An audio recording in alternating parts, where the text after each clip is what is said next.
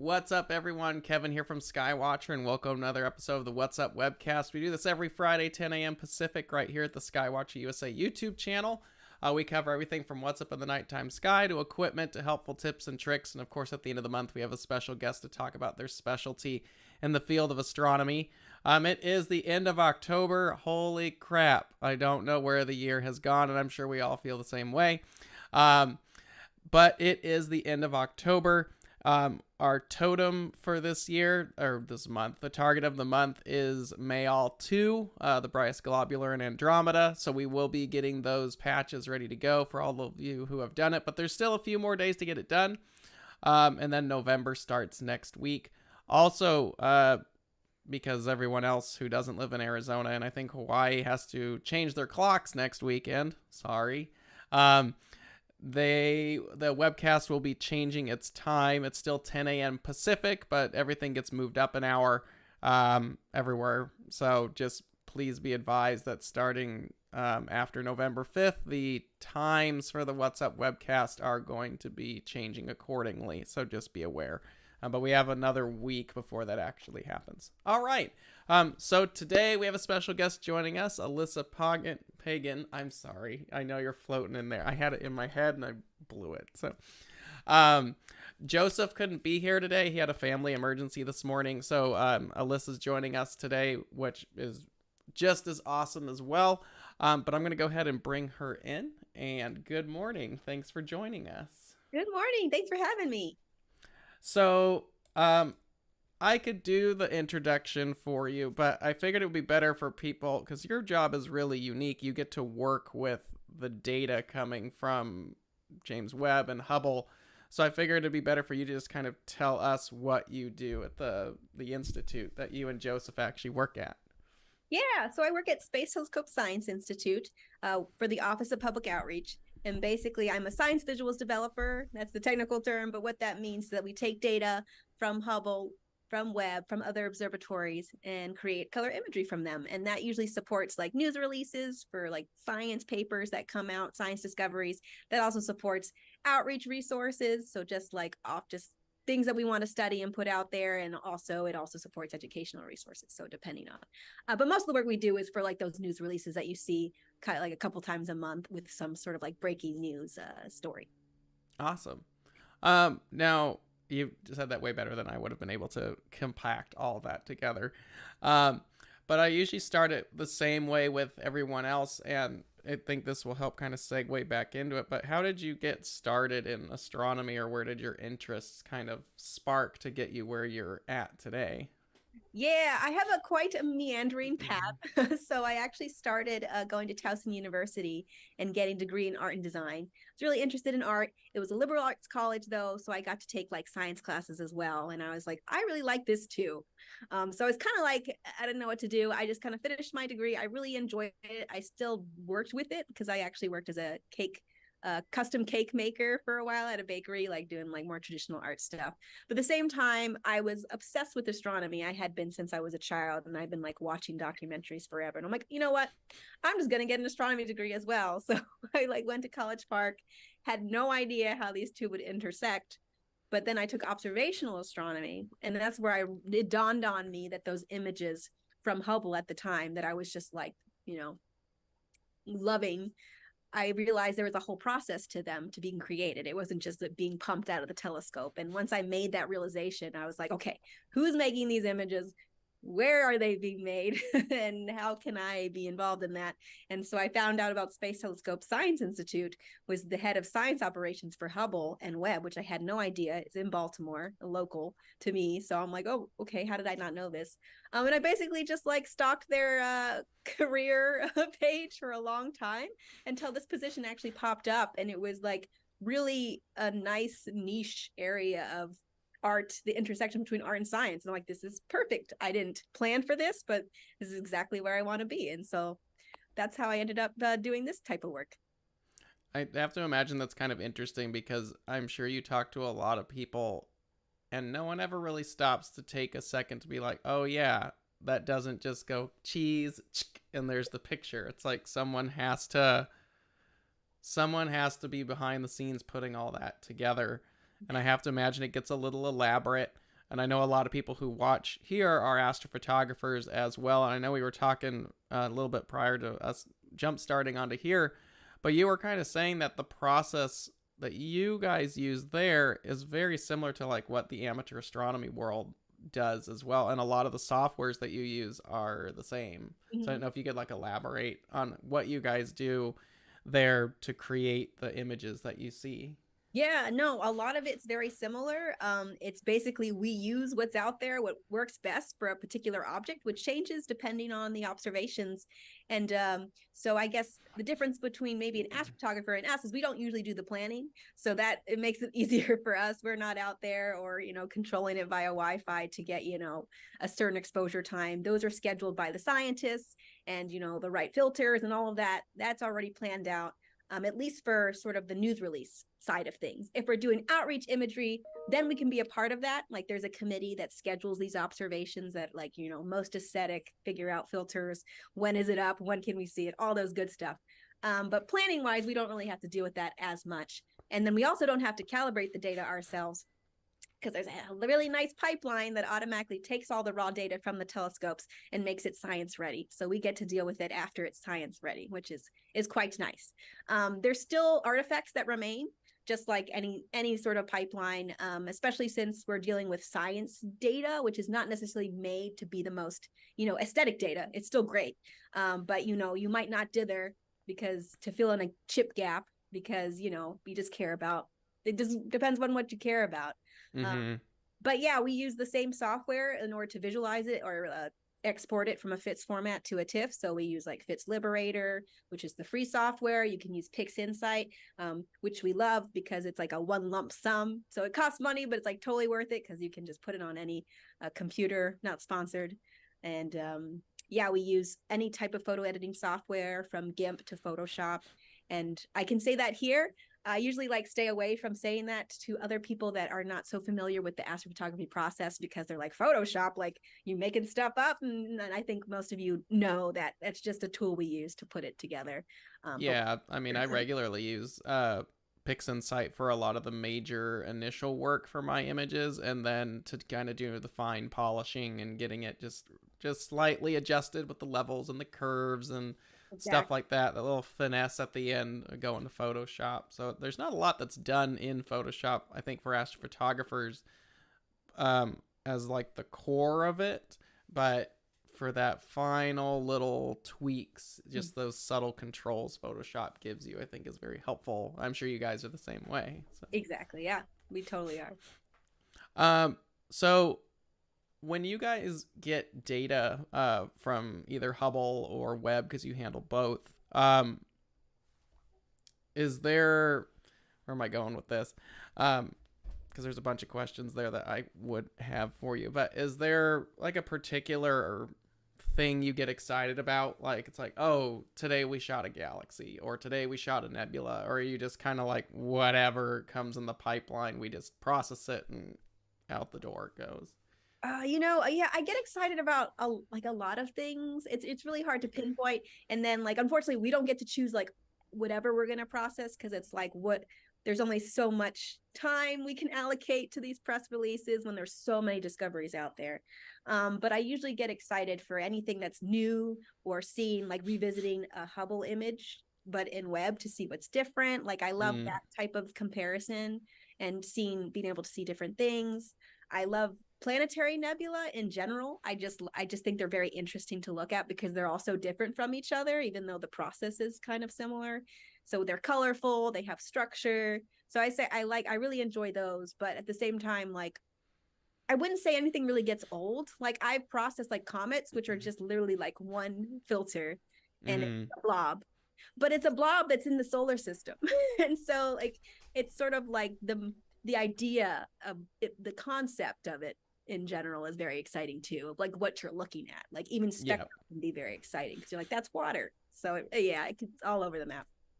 I always think it's fun when you first get an image and it's, you get a sub and it's not stretched yet. I get excited when I go to press the little nuclear button on PixInsight and it stretches it and you're like, wow, there it is. I'm sure that gets exciting, especially with like Webb, where it's like, look at all these little things back here, to where you're just kind of, let's zoom in and just see how much junk is in the background. But it's always exciting what you're going to get, especially knowing the data's good. You just don't know what you're going to get. So, and I'm sure with Webb, that's like an everyday thing at that point. So, now I know one thing that's interesting about Webb is it's an infrared telescope. So obviously to create color images, I'm sure it's a little bit more of a process than say Hubble, which is visible light. So I didn't know if you guys could elaborate, or it's just you, I'm sorry. I didn't know if you could elaborate on how you guys build. I mean, I know it's false color, so it's just Hubble does false color too. So I'm assuming you just assign certain filters, red, green, blue, and you create the image as you see it. Yeah, no, that's exactly it. We just translate sort of the methods we use to Hubble and apply it to the infrared, even though we can't actually see it. And of course, with Hubble, there's like more direct mappings. Like if we have red, green, blue, like we have that, we can actually see that. So we know that's like kind of true color, even though, of course, the telescope's far more sensitive to our eyes to that type of thing. But with Webb, I just kind of look at it as like shifting or translating it down into the visible light. So we keep the relationship between the wavelengths the same, just probably as you guys do chromatic ordering. Shortest wavelength is the bluer color, in between is the green, longer is the red. And of course, if you have more than 3 filters, you can split up the spectrum as many times as you want. So it could be like red, orange, yellow, green, cyan, blue, or etc. But we like to maintain that sort of relationship because in our eyes, like that's trying to preserve like the astrophysical meaning to these colors. Like higher energy is hotter, so it's bluer, longer, or lower energy is cooler. So trying to keep that physical meaning.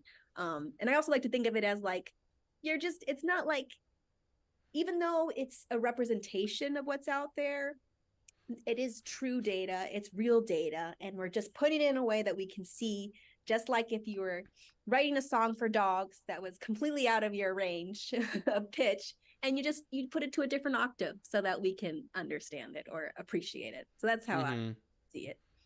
No, and that is one of the unique things about Webb is you've got all this resolution, but it's all infrared. So I like that you guys are able to do, sticking, even though it's all infrared, if it's shorter, it's in the blue. If it's longer, it's in the red. So yeah, we understand it's all in the red technically, right. but yeah, but that doesn't mean you can't adjust accordingly. So, is there a favorite image of yours from Webb? I know, like, you guys just came out with a new one that showed the kilonova in it, which was just released, I think, like a day or two ago. But it's every time something comes out, it's just like, that's cool. So it's like, it's true. Yeah, I would say it's really hard because I do have a love for like a lot of the different ones. In terms of my favorite, it's usually like the relationship I make with the data while I'm processing it. And I think my favorite was Rho Oph or Rho Ophiuchus, which is the anniversary image for Webb since its first images came out.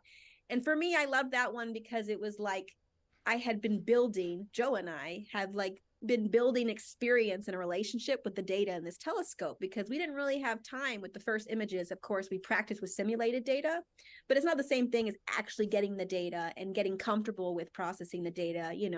You build sort of like skills that are best suited for that particular data set. And I felt like Rho Oph was just like, oh yeah, I know you well. Like, I got you. Like, I know how to treat you.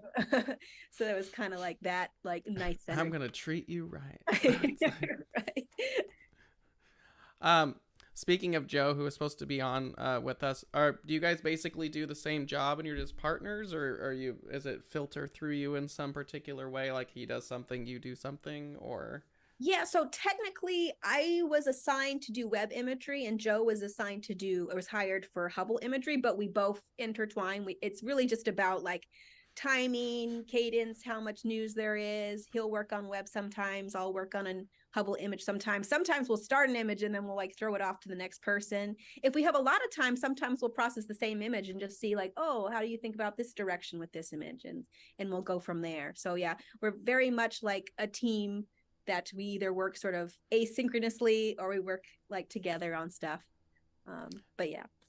Do you know how long, like for JWST, like, do you know how, I'm assuming you guys do you stack the images or do you get them as this is a stacked image from the telescope?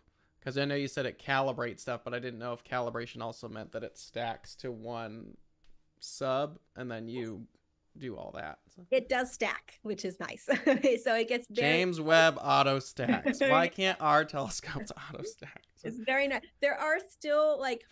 There's still some issues with reference files. I don't want to say issues, but like since it's still a new telescope, the calibration process can still be improved. Like Hubble's just like, it's been so refined over the years. It's just like, it's just great. And then this is it just slightly changes. So like there can be like alignment issues that happen, but it's not hard to deal with. And you can always like reprocess it yourself if you want to. So there's an automatic pipeline with default parameters.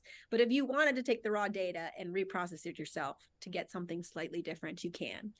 We don't usually do that because it takes a lot of time and it's a lot. There's a lot in that pipeline. But yeah, no, it stacks each of the individual filters together, which is nice. And so it mitigates cosmic rays. It's nice signal. It's good stuff. I have to imagine that also makes the download from the actual telescope to Earth is a lot easier when it's like, here's the image and that's it.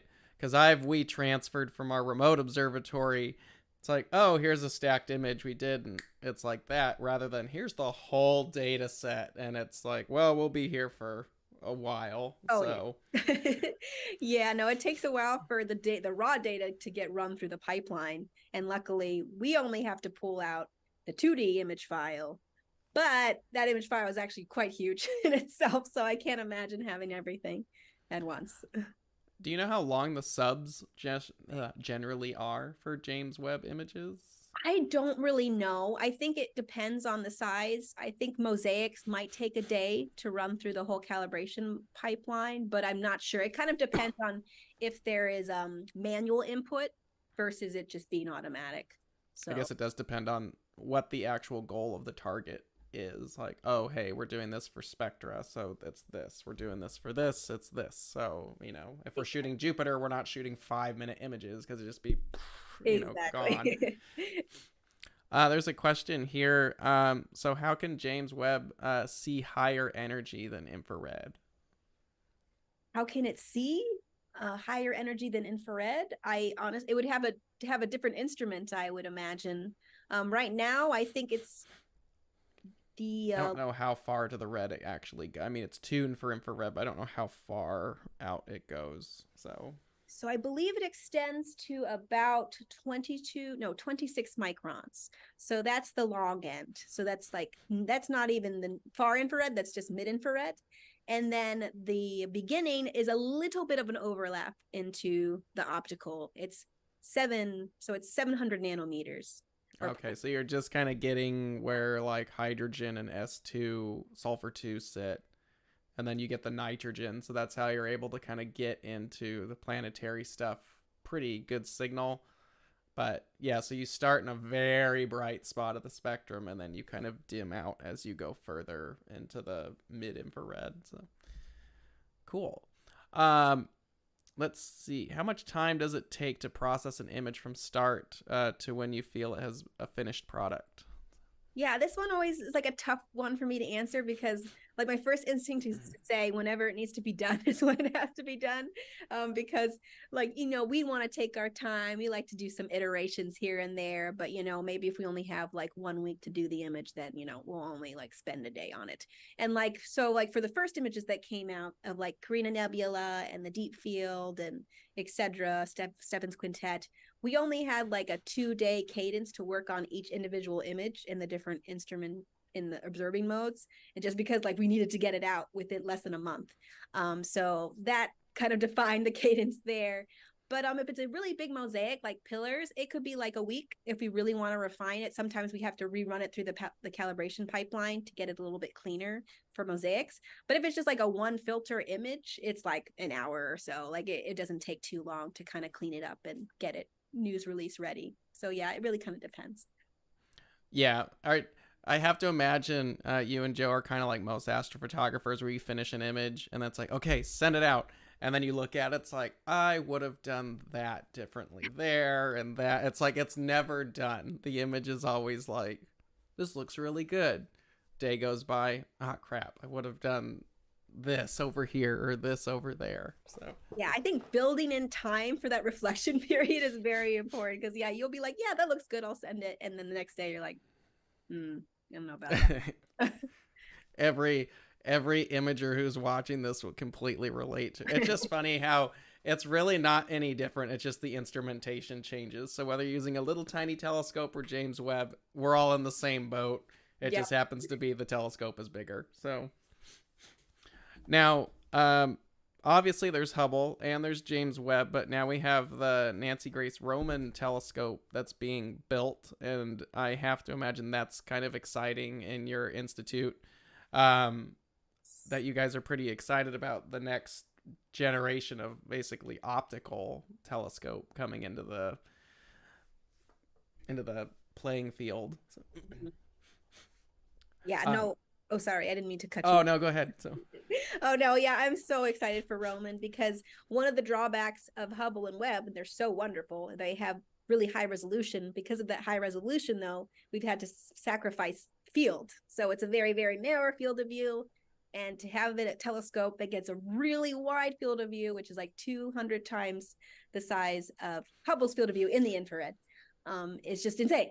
Like, because you want so much more. You get an image, you're like, that's great, but I want more of it. So it's going to open up a lot of doors. And also contextually, it's so important for people to know, like, oh, where is this in the scheme of that? So I'm very excited. Now, I haven't spent a lot of time looking into that telescope yet, just because there's a million other things going on, and you guys bombard us with, it's like, oh, James Webb is cool. New image. It's like, whoa! So everyone's so stoked about that. And I know since it's still in the building stages, but with the Nancy Grace Roman telescope that's coming out, do you know where that's going to sit in its orbit? It's not going to be out like where James Webb at Lagrange points. Is it going to be more like, I should have done my research on this beforehand, no, but I should have done my research. I don't remember. For some reason, I thought it was also going to be at Lagrange point, but you know what? No, that doesn't sound right. I don't want to. Yeah, I'm not the expert on this. I'm happy. We'll Google it after that. Google it. So throw it in the chat and Google it, please, so we'll both know. So yeah, I would love to. I thought I heard that but who knows? It could all be just misinformation in my brain. Well, I have to imagine it happens in my job too a lot, where you just get questions that people would assume are kind of under your umbrella, but they're not. So it's just like, look, I make pretty pictures from the telescopes. That is what I do. So the engineers can tell you all about that, but they couldn't process an image to save their life. So it's like two different avenues. For sure. What do you think? How many more years do you think we'll get out of Hubble? And how long do you think James Webb will last? I mean, Hubble has already vastly exceeded what anybody thought. So yeah. So I was hearing recently, let's see, Hubble's almost as old as I, which I love. I love that we're very close. Hubble's like almost gonna be 34. And last I heard, it was like maybe 5 to 10 years more. And I think that's crazy to me. I think also, though, there's a lot of talk, though, because Hubble is sort of decaying in its orbit. So we need some help. Like I don't know if a service mission is in the question at all. So I think it would need a little help in order to extend its life a bit more. And I would love it. The longer that Hubble can stick around, the better, because the whole point of Webb was not to take over, but to actually work in tandem, so we could understand two different things. They are very different. Yeah. And I understand from a very basic public perception, it's like, well, they're space telescopes. It's like, yeah, but one's like this color brush and one's this color brush. It's like they're both telescopes, but they're very different, pieces of equipment. So they're just different tools in the toolbox. And then the Nancy Grace is going to give us the wide field that we just don't have on a space telescope. So, you kind of did this one before, but there popped up about how did you get this job? She basically just forced my way in there. Persevered yeah. And watched the, job openings and then went for it. So. I think knowing that it exists was the first step. Yeah. A lot of people don't know it exists. But that's, perseverance is a good way of just, pushing for it. And if you have the tools, and I know you said you were kind of an art major, that you don't always have to be this engineer or scientist or whatever. There's a lot of people, even in my, people ask like what we do at Skywatcher. There's a lot of people who aren't astronomers that are in the astronomy industry and the space exploration. And you're kind of an example, even though you are interested in the field, but you're not the engineer. You're not the one building it, but you are a crucial part of the team to make that all come together. Yeah, no, I think what's great about Space Telescope Science Institute is that there's just a bunch of different, like, it's multifaceted, a bunch of different skill sets, a lot of people coming together because they love astronomy, but not necessarily have PhDs or backgrounds in astronomy. There's writers, there's illustrators, there's graphic designers, there's motion graphics, visualization artists who like make it in 3D, which I get to do a part of, and us. And then of course we need the engineers and we need the IT, and we need, like, none of this is possible. And then the scientists. So it's like a big team effort to make this all work.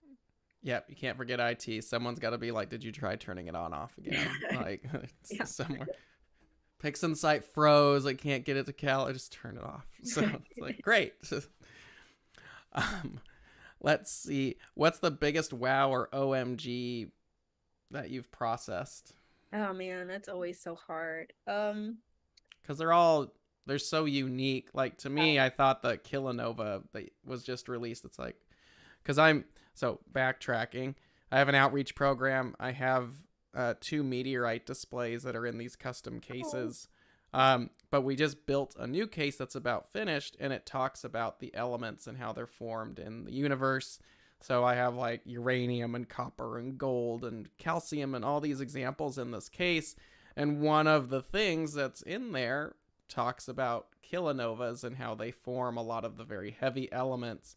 And I thought it was really cool with your latest image, even though it's a red dot.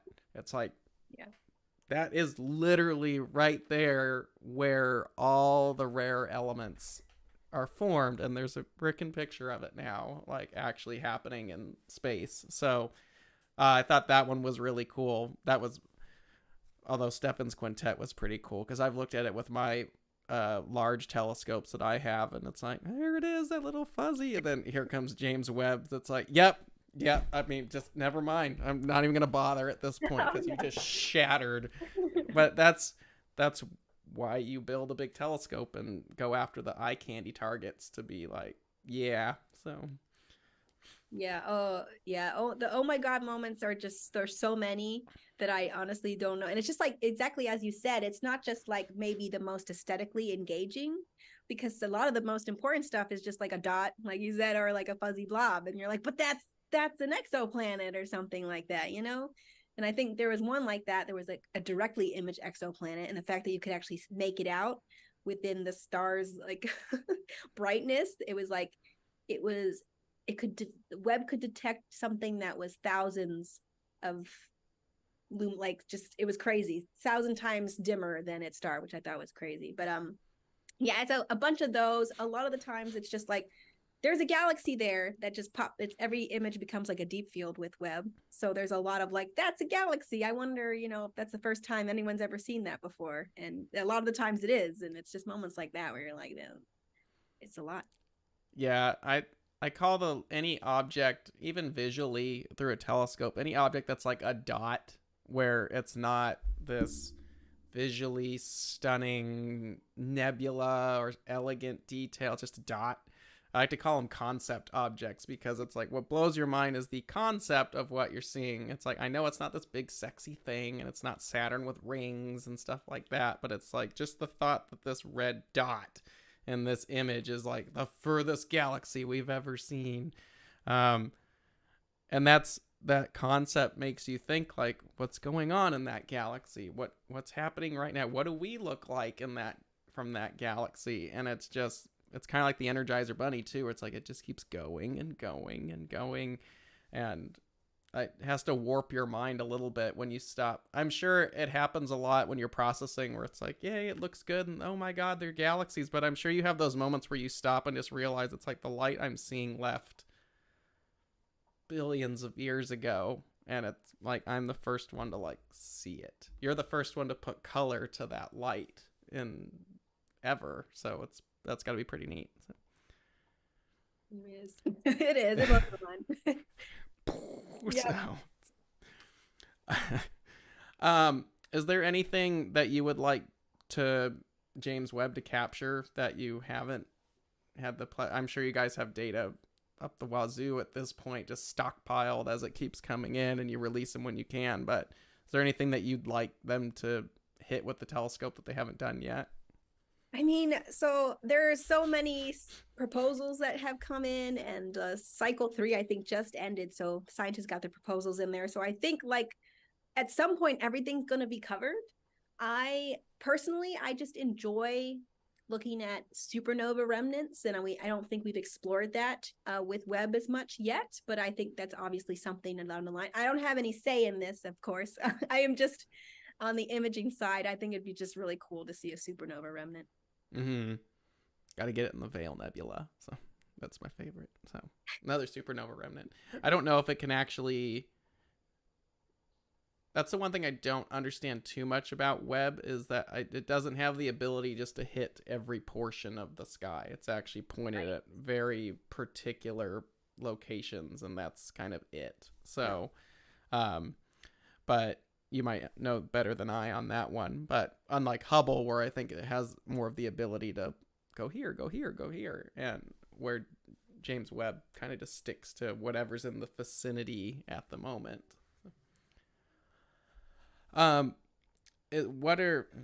Let's see.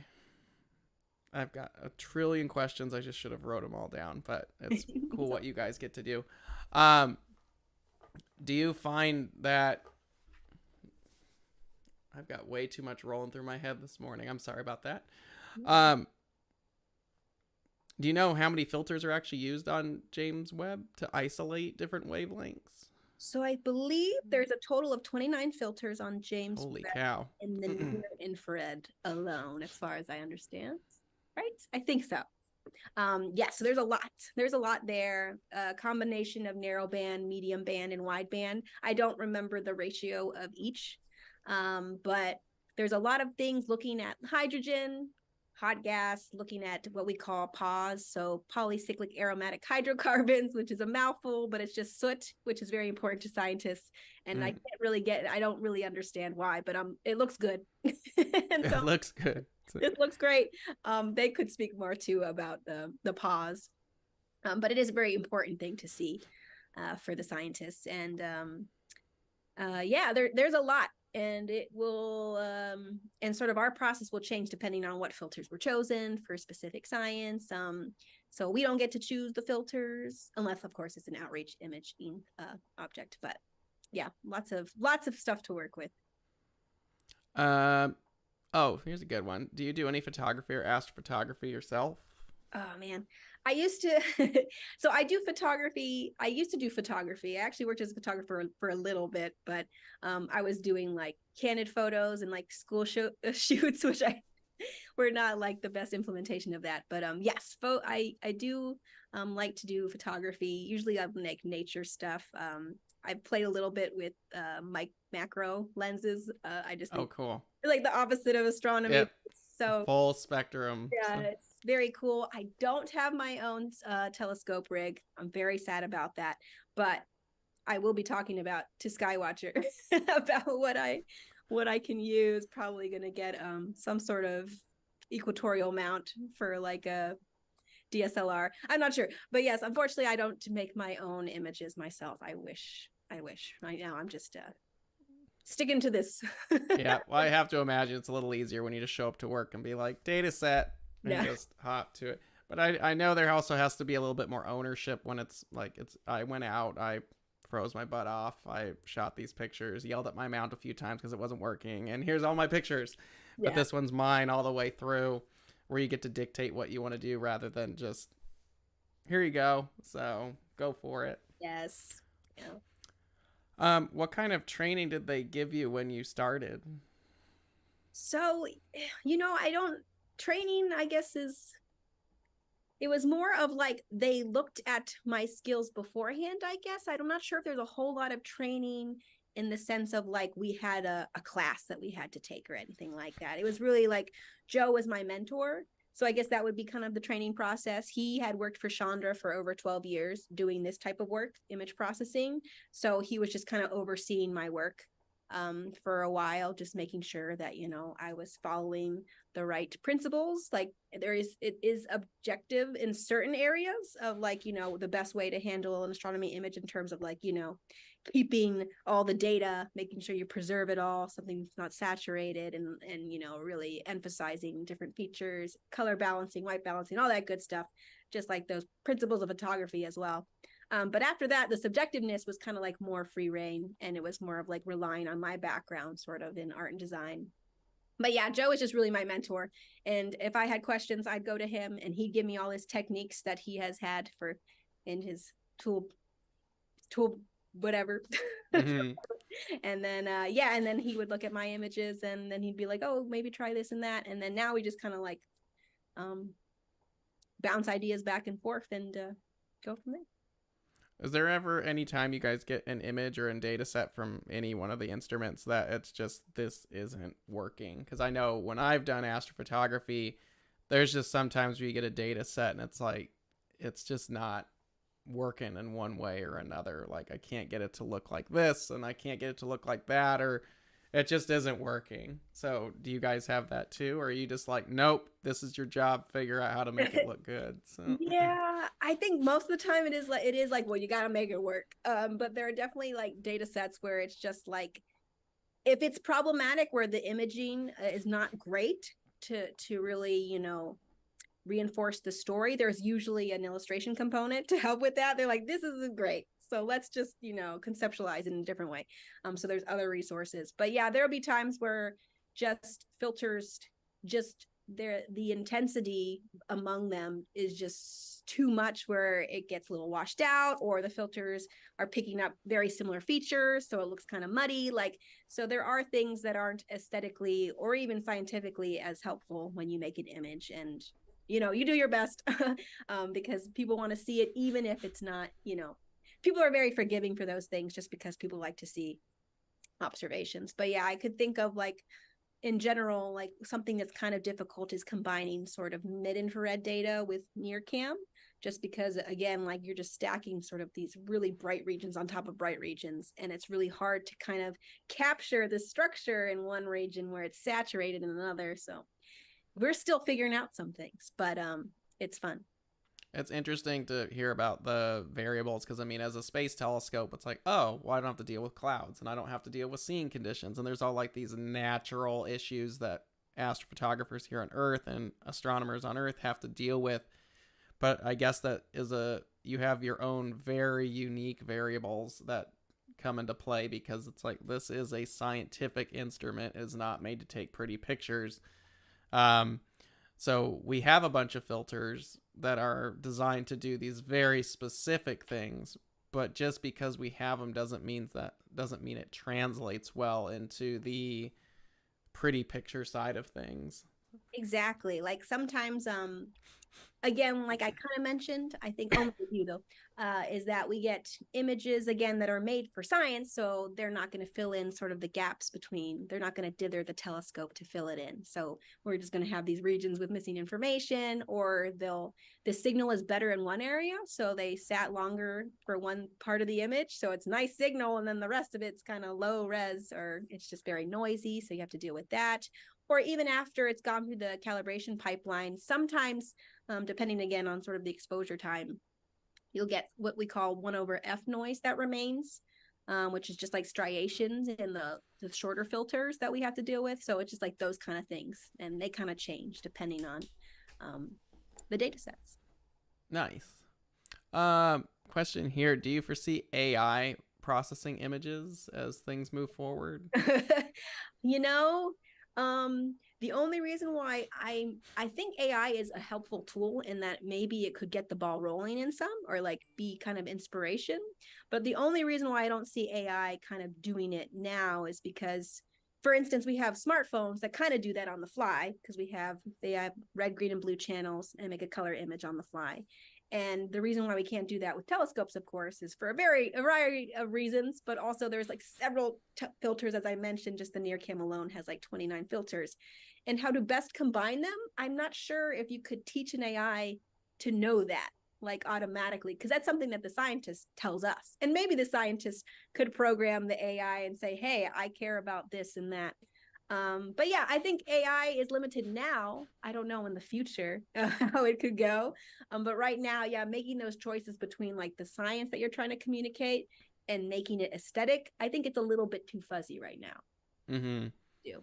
Well, I think that it's kind of that way with like optics too, where a lot of optics are generally done on the machine, but then they're kind of hand finished because there's just something about the human touch there that gives it that little bit of finesse. Yeah. And that human element to it, especially with like music nowadays too. You hear it's like, well, this is really processed, and it just doesn't have that human element or emotion involved in it. And I'm sure it's the same way when you're processing images. It's like you just get this, the color tone is just a little bit different, or you just get these little signatures that make that unique to that one image. Right.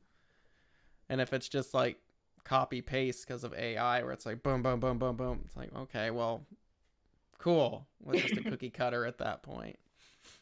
But I know there are AI modules in PixInsight, which I'm sure you guys use, and they're helpful, especially in like Photoshop, where it's like, cool, I don't have to do these 4 layers now. Yeah, I just, for sure.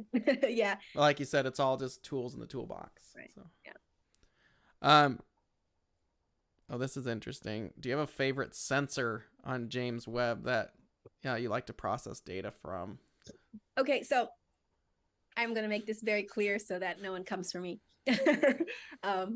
So I, as an imaging person, and I work with images, NIRCam is the best for that because of the high resolution. It's got like 0.03 arc seconds per pixel, so it's great. That's insane. Yeah, and that's in the infrared, it's just a whole nother level. The best we've ever gotten in infrared is like 0.11 arc seconds, which is great too, but 0.03 is pretty crazy. So for that reason alone, just being able to see that much detail is why. It doesn't mean like science wise, I'm not sure. Like, I mean, the mid infrared is wonderful, but then we're going back to like 0.11 arc seconds, so we're getting more fuzzy information. So yeah, for me personally, but of course, I don't want to kind of glaze over spectra, which is something that I don't personally really work with because it's usually a graphic that we create. Like we make a graph associated with the spectra. 75% of what Webb does is spectra, which is super important for science, for like distances, composition, etc. It's like a lot of the science is based off this spectra, but a lot of it you're not going to see because it doesn't have like the compelling grab that we want people to get involved. So yes, I'm biased because again, I work with images and I like high resolution as possible. So mine would be NIRCam, but there's NIRSpec, there's NIRIS, there's MIRI, there's the fine guidance sensor, all of which are very important. Yes. And I know there's a question here. Where's the best place to view the JWST pictures? And it's in the chat, webtelescope.org/images. Or just Google James Webb and it'll pop up. Exactly. I have to imagine between you and Joe, because it's one thing to be like, yay, we did this image and now it's out the door and it's awesome. But I have to imagine it's a little surreal to probably like walk down the street and see like one of your images like on Time magazine or something like that, and it's like, I did that. So it's like, yeah, it's pretty crazy.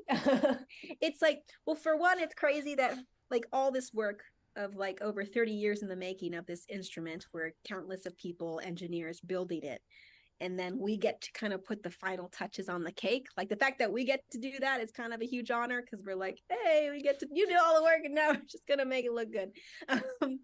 But also, yeah, it's just I think the other day I was on Instagram just casually, and I realized one of the Instagram filters was Rho Fucus, and I'm like, so random. I'm like, that's so great. I'm like, I love seeing that. I remember the Carina Nebula was at the end of Google's like rewind or a year of 2022, and that was just like, I was just blown away by the fact that it had such impact, such reach, and it feels so nice to be so connected to people in that way, of just knowing that we're all kind of like coming together just to see the beauty in space and knowledge and all that good stuff.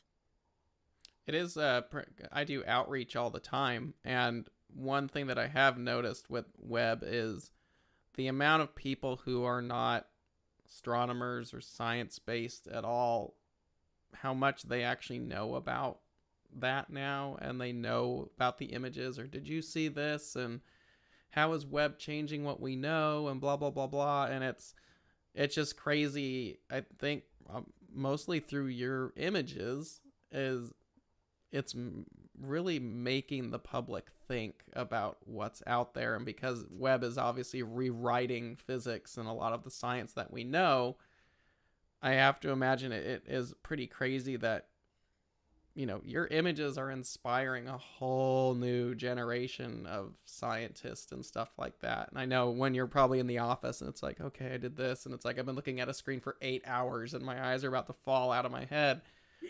But I'm sure at the end of the day, like you said, if I'm walking down the street and there's your image, like, it has to be a surreal moment that you and Joe are unknowingly probably inspiring a whole new generation. And probably in one of those is going to be the brainchild of the next generation of space telescope or whatever. So that's cool. So It's so cool, and it feels so cyclical in a nice way too, because I was inspired by these images and it made me want to be involved in outreach, and it feels crazy how that all worked out. And yeah, it's awesome. Oh, I have a probably very specific question for you.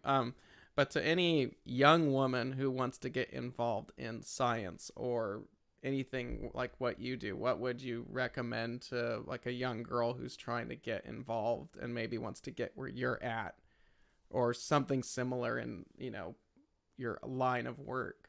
Yeah, I always recommend, and I feel kind of lucky, so I feel bad like I have this privilege of like having the luck, being right place, right time, and happen to have this 2 different careers too that came together. So I think like my best advice is just to like whatever you like learn it, and don't feel like you have to be pigeonholed to one thing, because again, you can use your skills for a lot of different reasons. Maybe you don't want to do the science aspect of astronomy, or maybe you do and you want to go into academia, but there's not one way, you know, to do the same thing. If you like writing and you like astronomy, like just take the courses that you like. I mean, on YouTube, there's such great information out there too, if you just want to like dab your feet into it, if you're a little bit, you know, weary of like, you know, it's really hard, I feel like, as an undergrad student to go into college and you're like 18 and it's like you have to figure it all out, but you can just enjoy it and like take classes, take some time, take a breather. Like I know people are doing gap years, and I'm like, that's a great idea. I think take time to like know what you like and do what you love, and don't try to make a job, or don't try to make yourself into the job. I would say is just try to do what you enjoy, and then the job will make itself for you. Mm-hmm. Yeah. I've kind of found that to be true as well. And it's like you never really know what you're going to get when you wake up that day. It's just like, okay, today I do this. But these skills, so it's like I went to school for this or you went for that. It's like that doesn't mean just because you went to school for like you were art. It's like, well, I'm just going to be an artist or digital design and work on websites or whatever. It's like just because you have that skill, like you said, doesn't mean you're pigeon-toed into that box. Mm-hmm. It's like, but those skills give you the tools to where that might be useful in a whole nother region. So don't let just whatever that skill be your only defining skill. Exactly. Just remember that that's just another screwdriver in the box for you to use. So, there's a bunch of questions here that I need to jump into because we only have 10 minutes left. How did that happen? one I don't know that you'll be able to do much with, just from what you've said previously. Do you guys do any spectroscopy with Webb, or do you play a part in that? So yeah, I don't really play a role in that so much. We have where I'm part of a larger media team, and we have graphic designers who take that. So the scientists will put it in sort of a nice form, like an EPS file, so that they convert it into like Illustrator. So it's just like numerical information that they've processed themselves, and they gave to like our illustrators to make like those nice graphs you see. And we usually pair it with sort of like an illustration of the exoplanet or something like that to make it a little bit more public friendly. But yeah, I don't really work with it that much, but I do get to see it. Yeah. Yeah, because I have to imagine there's just some data where it's like, yeah, no matter what I do with that, no one's going to find that exciting, just because like it's a dot. Of course. But it's a very exciting dot, but it's a dot. So it's like, so send the graph on over. So, and then we can explain light curves, and that's an exoplanet and stuff like that. Exactly. Do you have a situation when just a way of processing helped to make a discovery of something new that was not possible with any other way of processing the data? I think the only situation where like I sometimes think that happens is like your stretch, and maybe it's not your stretch that you would actually put out in an image, but when you're exploring the image, so you can really stretch it hard to see what's going on. But then you probably wouldn't process the image. So I know like there's been back and forth between the scientists and then like one of us to be like, hey, what is this, something, or is this like an artifact? And that can cause like a discussion, and it can lead to other observations to kind of follow up. So I would say like we don't normally usually discover stuff, I suppose, but like scientists can look at the images and get an idea. Like for like a deep field image, they're like, oh, those galaxies are really red. So that could be like, they're like, let's follow that up with some spectra. So it can help like focus the sort of research a bit. It's kind of cool though. So you're kind of like an outer orbit of the research team, because you basically are able to hand it back to them and be like, here's what we were able to do with it.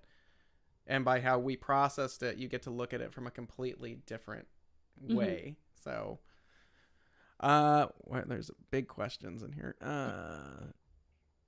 We did that one. What do they tell you about the data set when they give it to you? Do they say this is a planet, or this is a nebula, or I need this image processed for a particular purpose? Yeah, so usually we do have discussions with the principal investigator or the scientists. And so we actually have a meeting all together with like either the news chief, like a scientist we have that's like separate from the proposal. That's just kind of like our scientist to make sure we're understanding correctly what's happening. And there's like a discussion of like what is relevant about this data, what is the story that we're trying to sell, because usually there is some important feature, like maybe there's an emission line that we haven't seen before, and so bringing that feature out is really important. So yeah, those discussions are definitely helpful for how we approach our processing. Very cool. Alyssa did already cover this, but do you guys need to use calibration frames? Yes. But they're done. I think you were saying they're done on the telescope before they reach you. So it does its own flats and darks and biases. And I can't imagine figuring out how to do a flat with that system, because there's so many relay mirrors and filters. It's like, okay, we'll be here forever. So it's like, I hate doing flats if you haven't figured that one out. Oh, so. I understand. Yeah. Oh, when with Webb, I'm sure there's no way to do like a flat panel. Like, it's like, here's our monster flat panel that we flew up there with the telescope. So it just goes whoop and take a flat. So how good will the Webb images of exoplanets get? Will we get that one blue marble one day, or? Yeah, it really depends on how close these exoplanets that we care to directly image. So I guess it kind of depends on what you're looking for. Like directly image is very, very hard to get any sort of resolved thing. Usually they're kind of blobby. But in terms of spectra, there definitely can get a lot of good spectra that can kind of define what the exoplanet probably looks like in terms of like its color. But that's probably the best that we can get so far in terms of exoplanets. But I'm not the expert on this, so I don't want to like speak out of place on that. Yeah. Well, I definitely appreciate you trying your best on it, because I know a lot of these questions are like riding on that line there.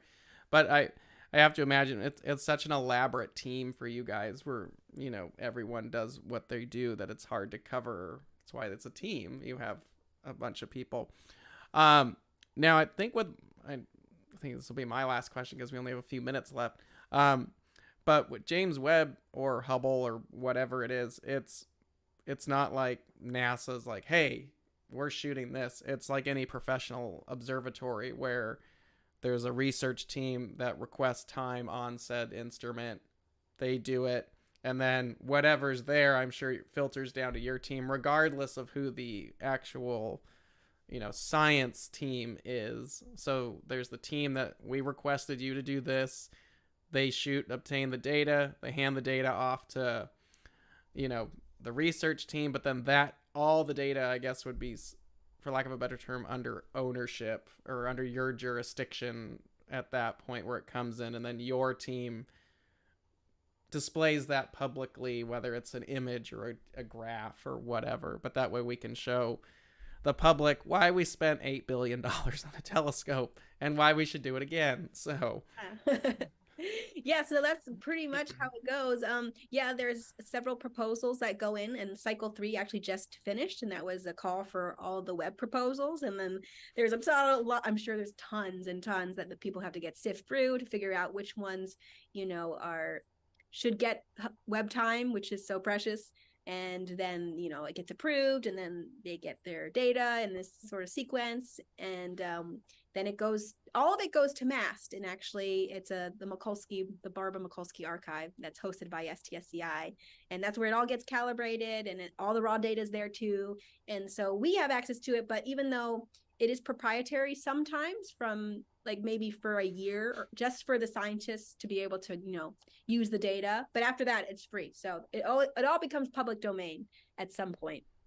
It was an interesting thing you mentioned, because we talked about this before the episode started, but the raw data is available for the general public to mess with. So if you're bored one day and you want to process your own images, you can get, I'm assuming that's on the website and one of the many pages on there. You know, I don't know if it tells you to go to MAST, since it's like an outreach site. I would say the easiest way to go to it is doing mast.stsci.edu. That is the archive, and there's Hubble data, there's Webb data. If it's not all immediately there, it will be within 6 months, essentially. Yeah, and the calibrated and raw data is there.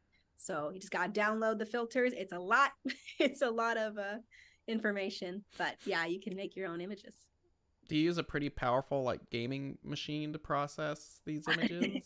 Yeah, we have. So I have like a cheese grater in the office, and so that's got like, I don't know, 200 gigabytes of RAM. But this laptop that I'm on is just a MacBook Pro. It does a fine job. It's got like 32 gigabytes of RAM. So I say 32 gigabytes of RAM is good. 16. It's like anywhere between 32 and 200 gigabytes of RAM is awesome. This one's okay. This one's fine. This one will do it. Well, I have 64 on this machine, so I may have to give it a crack. But yeah, if you've got 16, if you're still running a machine with 16 gigs of RAM, you need to update it. I don't care what you're processing at this point. Get with it. So that's my old computer needs to be updated. My personal computer. But yeah, more RAM will make it easier. So, all right. Well, Alyssa, thank you very much for being on this morning. I definitely appreciate your time and effort and taking the time out of your day to hang out with us and tell us how you guys do things over there. Really appreciate it. I'm sure everyone here does as well. So. Of course. Thanks for having me. It's been awesome.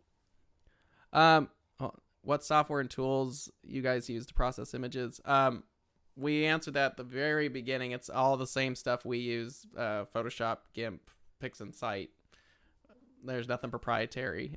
But yeah, all that's covered early in the episode. So, all right, guys, thank you very much for watching today. Hope you enjoyed it. Alyssa, we'll have to have you back on. Maybe if you guys have like another crazy set of images. And I know it'd be cool to get Joe back, because I'm sure you guys bounce off of each other at that point too. But next week we're seeing what's up in the nighttime sky for November. Holy crap. November. And other than that, I hope you guys have a great weekend. Happy Halloween, by the way. And be safe out there. Set up your telescopes for trick-or-treaters if it's not crazy out there. It beats them ringing the doorbell all the time too, and at least you get to show them Saturn. So thank you guys very much. Alyssa, thank you so much for hanging out with us this morning. Clear skies, everyone, and we'll see you next Friday. Take care. Bye.